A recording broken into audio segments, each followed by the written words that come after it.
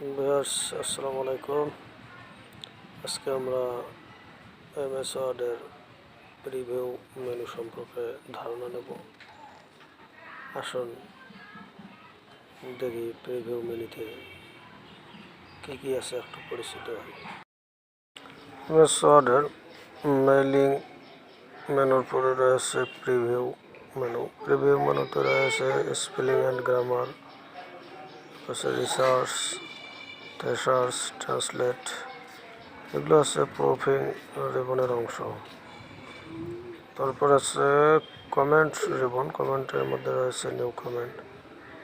তারপর হচ্ছে ট্র্যাকিংয়ের পর হচ্ছে